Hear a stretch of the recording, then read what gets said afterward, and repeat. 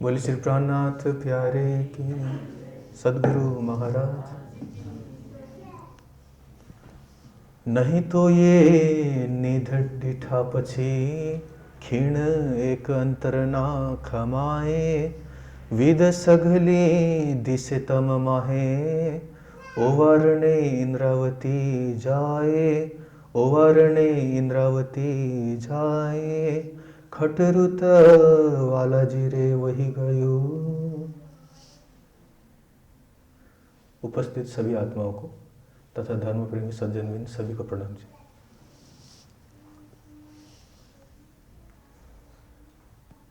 हम जब भी पेड़ों को देखते होंगे तो सब यही देखते हैं कि इस पेड़ में फल कैसे आए, लेकिन उस पेड़ में फल लगने से पहले जो उसकी प्रथम स्थिति थी वो हम कोई भी देखना नहीं चाहते। जैसे भूमि में जब बीज को बोया जाता है, वो बीज जब अंधेरे और अंधकार में रहता है, मिट्टी के दबाव में जब वो तपन में आता है, तब जब अपने अस्तित्व को पूरा वो भूल जाने के बाद एक नया रूप में वो परिवर्तित होता है। जब तक हम यही सोचते रहेंगे कि हम नए चीज को प्राप्त करना चाहते हैं, हम ये सोचे कि हम सिर्फ फल की इच्छा रखते हैं, तब तक हम ना तो फल प्राप्त कर सकते हैं, ना ही हम कुछ नया बन सकते हैं। जैसे आज के अवसर में नया वर्ष के विषय में बात हो रही है, आज की बात यदि हम करते हैं तो अवश्य ही अतीत के विषय में भी बात करना ही होगा। यदि अतीत नहीं है, भूतकाल नहीं है, तो वर्तमान भी कभी भी हो नहीं सकता।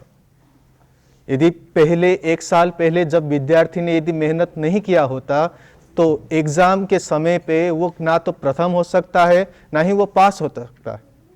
इसी कारण से अतीत बहुत महत्वपूर्ण है, लेकिन इससे ज्यादा महत्वपूर्ण ये है कि आज जिस वर्तमान परिस्थिति में हम क्या कर रहे हैं। नया का अवसर उसी को प्राप्त होता है जिसने अतीत के उस अवसर को पूर्ण रूप से प्रयोग किया हुआ है। सब लोग ये दुनिया में ये कहते फिरते हैं कि मुझे इस जीवन में सफल होना है।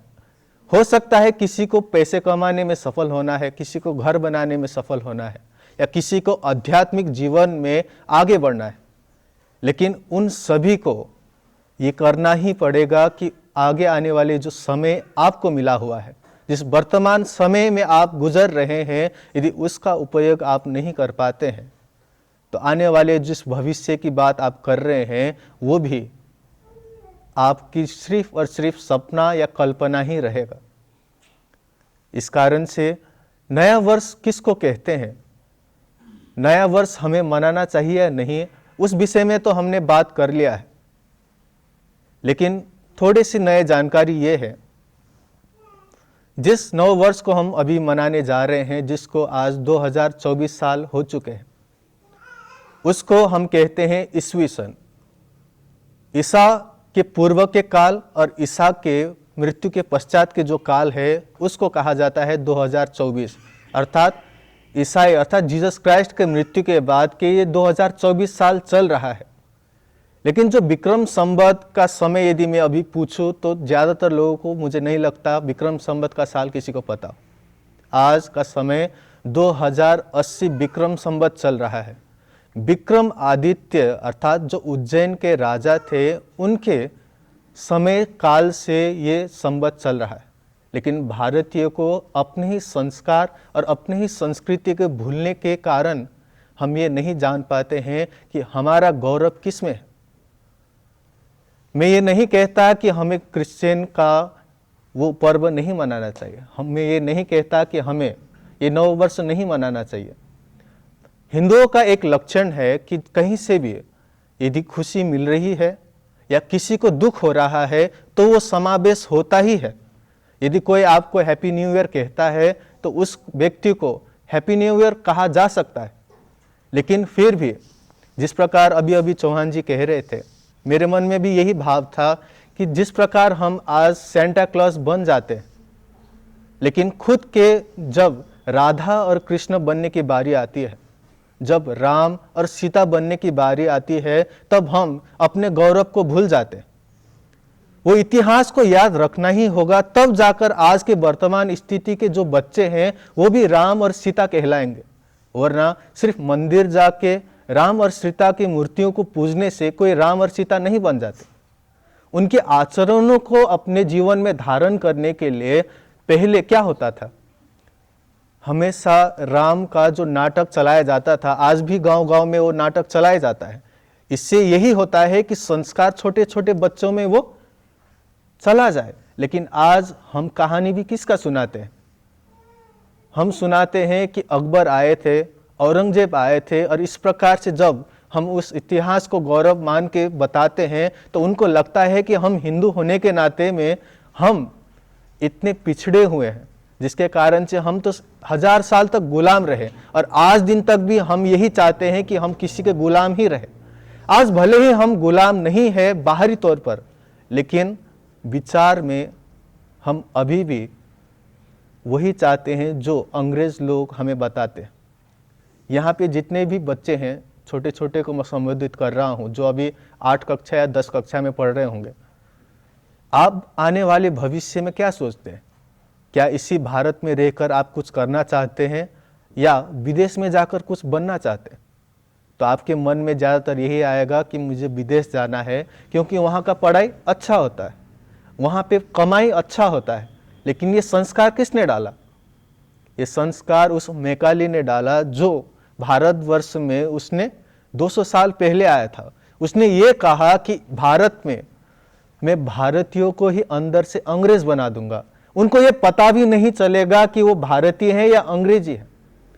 आज जितने भी बच्चे हैं जो अंग्रेज स्कूलों में पढ़ते हैं, जिसको कॉन्वेंट स्कूल भी कहते हैं, इंग्लिश पढ़ने के पश्चात आज हम ये जानते हैं कि हमें वेस्टर्न जो कल्चर है वो पसंद है, हमें भारतीय कल्चर पसंद नहीं है। आज हम संस्कृत को क्या कहते हैं? पिछड़ा हुआ भाषा कहते हैं, जिससे आज ना हम गीता अध्ययन कर पा रहे हैं, ना हम वेदों का सही अर्थ कर पा रहे हैं। जिसके कारण से यदि कोई छल वाले जो पंडित हैं, जो सिर्फ पैसे के लालच में अर्थ करता है, वो क्या करेगा? आप लोग को गलत अर्थ बताएगा, जिसके कारण आज बच्चे भी ये सोचते हैं कि हमारे धर्मशास्त्र गलत है। लेकिन ऐसा नहीं है। धर्मशास्त्र को जानने के लिए आपको अपने संस्कार को, अपनी संस्कृति को, अपने भाषा को जानना जरूरी है। और जब आप जानेंगे कि महाराणा प्रताप कौन थे, आप जानेंगे कि आपके जो ऋषि मुनि थे वो कौन थे, चाहे कश्यप हो, चाहे अंगिरा हो, चाहे आदित्य हो, हर कोई ऋषि ने आपको इतना ज्ञान दिया है जो आत्मज्ञान आज आप देखिए विदेश के लोग ऋषिकेश आते हैं, हरिद्वार में आते हैं, किस चीज के लिए? सिर्फ और सिर्फ योग आसन सीखने के लिए। लेकिन आज भी उनको ये पता नहीं कि योग आसन सिर्फ सीखने से कोई समाधि के स्तर तक नहीं पहुंचता है। उनको ये पता नहीं है कि योग का अर्थ क्या है, लेकिन फिर भी वो प्रयास करते हैं, आते हैं आत्मिक शांति के लिए। आप भारत में रहते हैं, आप भारतवर्ष के लोग हैं, और आपको स्वतः आत्मज्ञान प्रदान है। तो इसीलिए आपको ये गर्व होना चाहिए कि आप भारतवर्ष के हैं, भारतीय हैं, और आपका जो अध्यात्म का चिंतन है वो सबसे ऊंचा है। इसीलिए जो भी नया वर्ष में हम जी रहे हैं, वो नया वर्ष हमारा होना चाहिए। और हमारा नव वर्ष कब है? हम सब ने ये जाना। यदि ब्रह्म पुराण हम यदि अध्ययन करते हैं तो ब्रह्म पुराण में लिखा हुआ है कि चैत्र मासे जगत ब्रह्म, ब्रह्म ने जगत को कब बनाया? उसने वहां लिखा गया है कि चैत्र मास के समय में जगत उत्पन्न हुआ। प्रथमे जनः, अर्थात सबसे प्रथम जन्म लेने वाला जो जगत था वो उस दिन पे हुआ। और शुक्ल पक्ष कहा गया कि शुक्ल पक्ष के दिन में वहां पे सूर्योदय भव, अर्थात सूर्योदय वहां पे प्रथम बार हुआ। जब हम ये जानते हैं सूर्योदय प्रथम बार हुआ, लेकिन जब साइंस में तो हम पढ़ते हैं कि बिग बैंग थ्योरी वगैरह कुछ हुआ है, लेकिन किस प्रकार से हुआ और उससे पहले क्या था कोई नहीं बताता। लेकिन यहाँ यही बताया जा रहा है, परमात्मा वो ब्रह्म ने सूर्योदय किया। इसका अर्थ ये भी लगाया जा सकता है, पहले क्या था? अंधकार था और प्रकाश उस समय में उत्पन्न हुआ। उसी प्रकार से आपका प्रथम दिन कौन सा होगा? जब आपकी जो अज्ञानता आपके मन में है, आज भी आपके मन में माया का इच्छाएं हैं, तो वो माया की इच्छा का सर्वनाश करने के लिए जब ब्रह्म के ज्ञान का जब प्रकाश आपके दिल में उजागर होगा, वो आपके लिए प्रथम दिन और प्रथम सूर्य का घड़ी होगा और आपका प्रथम वर्ष होगा। तो इसीलिए मैं ये भी नहीं कहता कि हम यदि अध्यात्म के दृष्टिकोण से सोचते हैं तो अध्यात्म के दृष्टिकोण से तो प्रथम दिन और प्रथम साल उनके लिए ज्ञान का उदाहरण उद्धृत होना ही है। लेकिन हिंदू होने के नाते, बाहरी शरीर के नाते में सोचते हैं, तब जाकर हम ये कह सकते हैं कि शुक्ल पक्ष में और चैत्र मास के समय में है। लेकिन फिर भी आप नेपाल की ओर जाएंगे तो ये ही चीज जो वर्ष है वो कब मनाया जाता है? बैसाख में मनाया जाता है। यदि गुजरात में आप जाएंगे तो इसी को मंगसिर में मनाया जाता है। तो अलग अलग स्थानों में अलग अलग वर्ष मनाया जा सकता है, इससे कोई दिक्कत नहीं है। लेकिन मुख्य बात यह है कि हमें कैसे मनाना चाहिए। हम ब्रह्म सृष्टि होने के नाते हमारा जो वर्ष है वो कैसा होना चाहिए, तब जाकर यहाँ पे खट ऋतु की जो वाणी है वो आगे बढ़ती हुई ये कहती है, खट ऋतु वाला जी रे वही गयो। वर्ष एक साल में 6 ऋतुएं आते हैं जिसको हम खट ऋतु अर्थात षट ऋतु कहते हैं, जिसमें ग्रीष्म, वर्षा, उसी प्रकार से वसंत और शिशिर, इस प्रकार से अनेकों प्रकार के ऋतुएं बदलते रहते हैं। लेकिन इस बदलाव के साथ साथ में ये भी जाना जाता है कि जब ये ऋतुएं बदलती है तो उसको हमें क्या करना होगा। हर ऋतुओं में अलग अलग गुण है। जैसे जिस वसंत ऋतु के बात हम कर रहे थे, उस वसंत ऋतु में क्या होता है, पौधे का धीरे धीरे से पत्ते झड़ते हैं और उसमें नए पत्ते लगना प्रारंभ होता है। अभी जो शिशिर का समय चल रहा है, इस शिशिर के समय में आप सबको विदित है, हर चीज यहाँ पे कांप रहा है। ठंडी सी हवा यहाँ पे चलता है और ठंडी सी हवा जब चलने के बाद आप कांप जाते हैं। तो ब्रह्मवाणी में स्वयं प्राणनाथ जी यहाँ पे कहते हैं, इंद्रावती की आत्मा, कि जब शिशिर का मौसम होता है और ठंडी सी हवा चलती है तो मुझे ऐसा लगता है कि जैसे कोई मेरे पति के जो दूसरी पत्नी है मुझे डांट रही हो। क्योंकि यहाँ पे प्रियतम ना मिलने के लिए कोई भी यहाँ वैराग्य धारण तभी कर सकता है जब वो प्रिय हो जाए। जैसे यदि सच्चे रूप से यदि आप किसी इस दुनिया के लोग को भी प्रेम करते हैं तो भी उनके ना होने में आप कोई भी बहाना बना सकते हैं। लेकिन प्रेम ना हो तो आप किसी भी परिस्थिति में खुश रह सकते हैं। तो इस कारण से यहाँ पे प्राणनाथ जी, इंद्रावती की आत्मा यहाँ पे यही कहती है कि खट ऋतु बालाजी रे वही गयो, तेना थैया ते 12 मास, मैं 12 मास ही पूर्णतया से आपकी विरह में आपको याद कर रहे हो। एक इंद्रावती आत्मा है जो परम धाम की ही है, और हम भी अपने आप को दावा किसका करते हैं? हम भी परम धाम का ही होने का दावा करते हैं। हम भी स्वयं अक्षरातीत की ही अर्धांगिनी कहलाने की बात करते हैं। हम भी यही गाते फिरते हैं कि तुम दुल्हा में दुल्हनी और न जानू बात। लेकिन सिर्फ दुल्हा कहने से, लेकिन दुल्हनी का गुण धारण ना करने से हम कभी भी दुल्हनी नहीं बन सकते। जैसे जो विद्यार्थी सिर्फ ये कहते रहे कि मैं विद्यार्थी हूं, लेकिन कभी अध्ययन ही ना करे तो विद्यार्थी कैसे हो सकते? इसी प्रकार यदि हम आत्मा परम धाम के हैं और आज दिन तक यदि परमात्मा के लिए एक आंसू भी हमने नहीं गिराया है तो हम अपने आप को आत्मा कैसे कह सकते हैं? इस प्रकार 12 मास में एवडो विरह केम दीधो रे वालैया, तमने हजी ना उपजे त्रास।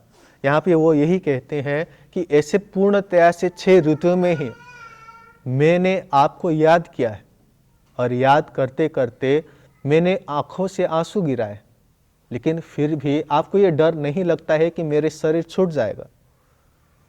इस कारण से यहाँ पे कहा गया है कि मैं सच में क्या करना चाहती हूँ। मैं आपके लिए सब कुछ तो कर रही हूँ, लेकिन आप मुझे देख नहीं रहे। लेकिन आज हम यदि अपने आप को पूछें तो राज्य हमारे लिए सब कुछ कर रहे हैं, लेकिन हम राज्य के लिए क्या कर रहे हैं? हमें ब्रह्म सृष्टि होने के नाते में जागने के कार्य के लिए हमने क्या किया है? क्या आज दिन तक भी हमने किसी आत्मा को जगाने का प्रयास किया है? आज दिन तक जो ज्ञान हमने प्राप्त कर लिया है, क्या घर में आज दिन तक एक प्रोग्राम हमने रखा है या नहीं? यदि नहीं रखा है, यदि किसी को जगाने का प्रयास नहीं किया है, यदि सोच रहे हैं कि हम किस प्रकार से जागनी करें, तो आप आगे बढ़ जाएंगे। लेकिन यदि आप ये भी नहीं सोच रहे हैं तो आप आत्मा के आधार पर नहीं चल रहे। यहाँ पे यही कहा है, फिर अवसर आयो है हाथ, मेरे चित्त करो बल। यहाँ पे ये कहते हैं कि देखो, अवसर ज्यादा बार नहीं आता है, लेकिन धाम धनी ने आपको फिर से एक अवसर प्राप्त करवाया है और वो कह रहे हैं, मेरे चित्त चेतन कर बल। हे मेरे धाम हृदय में रहने वाली आत्मा, तुम अब क्या करो? तुम जग जाओ और अपने आप को बल करके जगाने का प्रयास करो। आपको पता है, जब पानी गिरता है, पानी ऊपर से नीचे की ओर गिरती रहती है, उसको ये बल नहीं लगाना पड़ता, वो अपने आप गिरना शुरू होता है। उसी प्रकार से यदि पानी को यदि आपके 3 मंजिल मकान पे भी चढ़ाना है तो उसको क्या करना होगा? आपको पंप डालना पड़ेगा, आपको इलेक्ट्रिसिटी उसमें करना पड़ेगा, तब जाकर पानी ऊपर की ओर जाएगा, अर्थात आपको बल करना पड़ा। उसी प्रकार से आप सोचे कि सुन के अध्यात्म में आप आगे बढ़ जाएंगे। सिर्फ ध्यान के विषय में आपने जान लिया, नववर्ष के विषय में आपने जान लिया, तो आप अध्यात्म की शिखर पर चढ़ गए। तो इसका मतलब क्या है? आप भ्रम में हैं। आपको अध्यात्म के ऊपर चढ़ने के लिए बल करना ही पड़ेगा। अर्थात ध्यान में यदि आपको बैठते समय में पैर में दर्द हो रहा है तो आपको दर्द सहन करना पड़ेगा।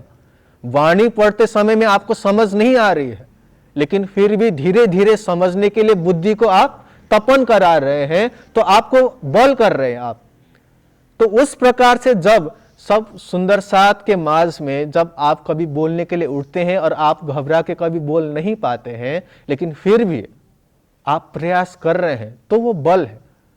तो वो सब कुछ बल मिला के जब आप जगने का प्रयास करेंगे, तो वहां पे ये कहा गया है कि दिन रात जगावे अपने आप को, दिन रात जगाना पड़ेगा। ऐसा नहीं कि आपने थोड़ी देर के लिए सोच लिया, आप थोड़ी देर के लिए मैंने 1 घंटे के लिए कर लिया और हो गया। वो कर रहे हैं, पल पल करना पड़ेगा। आप ये नहीं सोचना है कि मैंने कितने घंटे किया है। आपको ये जानना होगा कि जिस दिन आपने ये सोचना ही बंद कर दिया कि मुझे कितना घंटे करना है, कितने समय के लिए करना है, तब आपके शुरुआत उस लक्ष्य के लिए होगा। वरना हम तो यही सोच रहे हैं कि थोड़ी देर के लिए हम कर लेंगे आज, क्योंकि स्वामी जी हमेशा यही कह देते हैं। वो तो हमें मन बहलाने के लिए कहते हैं कि आप 1 घंटा ध्यान कर लीजिए। किसी किसी को ये कहते हैं कि आप सोने से पहले और सोने के बाद में जो उठते समय में आप 5-5 मिनट ध्यान कर लीजिए। वो किसको कहा जा रहा है? जो कभी करता ही नहीं है उसके लिए कहा जा रहा है। लेकिन जो ब्रह्म आत्मा सच में लक्ष्य तक पहुंचना चाहती है, उसके लिए कितना ध्यान जरूरी है, कितना चित्तवनी जरूरी है, वो हमें भी विदित है। संसार में कुछ भी वस्तु पाने के लिए आप कितना तड़पते हैं, कितना मेहनत करते हैं, लेकिन जब हम परमात्मा के विषय में बात करते हैं, जब राज्य के विषय में बात आती है, तो हमें आधा घंटा बैठने में भी दिक्कत होती है।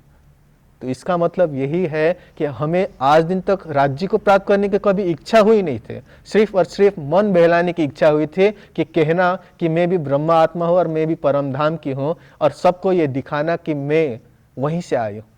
लेकिन आने वाले का लक्षण अलग होता है, ब्रह्म सृष्टि का लक्षण अलग होता है, क्योंकि वो हमेशा क्या करती है? वो विरह में तड़पती है। विरह नहीं, ब्रह्मांड में बिना सुहागिन ना। यदि सुहागिन हो तब विरह भी होगा, और विरह तभी आता है दुखते विरह उपजे विरह इश्क प्रेम जब आया तब नेहचे मिले हक। लेकिन इसके लिए भी करना क्या होगा? निस्दिन गहिरे प्रेम सो युगल स्वरूप के चरण, निर्मल होना यही सो और धाम वर्णन। जिस दिन तक निस्दिन अर्थात प्रति पल यदि आप धामधनी के स्वरूप को याद नहीं कर सकते, तब तक प्रेम आना संभव है ही नहीं। और जब प्रेम ही नहीं है, तब धामधनी आपके हृदय में कैसे बैठ सकते हैं? तो नया वर्ष के उपलक्ष्य में हमें ये जानना ही होगा कि ये समय हमारे लिए ऐसा है, वेदों में लिखा गया है, कालो अश्व बहती, अर्थात काल किस प्रकार से बह रहा है। वो एक घोड़े की भांति चलता रहता है और कभी रुकता नहीं है। और सप्तह अर्थात 7 किरणों के जैसा जो रेशम आता है, जैसे सूर्य के प्रकाश कैसा है, 7 किरणें वो फैलाती रहती है, वो 7 किरणें फैलाती हुई जैसे ही वो घोड़े चलते रहते हैं और काल किसी के लिए भी रुकता नहीं है। तब वो कहा कि तम आरोहंती, अर्थात वो कह रहे हैं कि जो इसको आरूढ़ कर लेता है उस घोड़े के ऊपर, अर्थात उस काल के ऊपर, उस समय के ऊपर बैठ जाते हैं, वही क्या कर पाते हैं, वही इस विश्व को, अर्थात भुवनानि विश्व, इस विश्व को पूर्णतया से जीत लेते हैं। आज इस समय में, इसी पल में आपने ये दृढ़ विश्वास कर लिया कि आज से ही, अभी से ही, इस समय से ही मैं राज्य के लिए हूं और मैं पूर्णतया से समय अपने परमात्मा के लिए देना चाहती हूं। गृहस्थ में हो तो गृहस्थ का कर्तव्य करते हुए मैं करूंगी, उसी प्रकार विद्यार्थी हो तो विद्यार्थी के कर्म करते हुए मैं राज्य को याद करेंगे। और यदि आप सन्यासी और महात्मा हैं तो पूर्ण रूप से आप अपने समय को राज्य के लिए और श्यामा जी के लिए देने के लिए इच्छा करेंगे, तब जाकर हम राज्य के हो सकते हैं। वरना जो भी हम कर रहे हैं, आप ही सोचिए कितने साल में आपको राज्य का दर्शन होगा। यदि आपके ध्यान, आपके समर्पण और आपके श्रद्धा के मुताबिक यदि आपको राज्य दर्शन देने के लिए आएंगे तो कितने समय में आएंगे। तो ये हम सबको विदित है कि अभी के आचरण से तो बिल्कुल भी राज्य दर्शन देने वाले नहीं है। तो कुछ ना कुछ परिवर्तित करना होगा। तो ये नया साल के अवसर पर चाहे वो क्रिश्चियन के ही क्यों ना हो, लेकिन फिर भी ये समय हमारा भी है, क्योंकि अभी भी सबने जाना कि समय प्रतिपल होता है। और जैसे अध्यात्म में कहा जाता है, जो श्वास और प्रश्वास हम ले रहे हैं, श्वास लेते समय में जन्म होता है और श्वास छोड़ते समय में मृत्यु होती है, उसी प्रकार से ये काल आ रहा है और काल जा रहा है। और आपका जो मृत्यु का समय है वो निश्चित नहीं है। तो इसीलिए ब्रह्म सृष्टि का एक ही लक्षण होगा, और वो है आप खोजे अपने आप को, वो खोजे अपनो घर, वो खोजे अपने खसम को, वो खोजे दिन आखिर। वो हमेशा अपने आप को ढूंढेगी कि मैं कौन हूँ, मेरा निज स्वरूप क्या है, परमात्मा कहाँ पे है, मेरा खसम कहाँ, मेरा घर कौन सा है। यदि वो सोचकर आप आगे बढ़ेंगे तो मुझे लगता है नव साल किसी का भी हो, हमारा नव वर्ष, हमारे समय पूर्ण रूप से हम प्रयोग में लाएंगे। और आज के इस अवसर पर मैं यही कहना चाहूँगा कि हम सभी साथ साथ चलें, सभी सुंदर साथ होने के नाते सबको जगाएं। कोई यदि भूलवश कहीं पे गलत कार्य कर रहे हैं तो उनको प्रेम से समझाएं, और यदि वो नहीं समझते हैं तो हम अपने रास्ते राज्य की ओर लगे। यही कहते हुए आज इस 2 वचन को पूर्ण विराम करना चाहूँगा। बोलिए श्री प्राणनाथ प्यारे की जय। प्रणाम जी।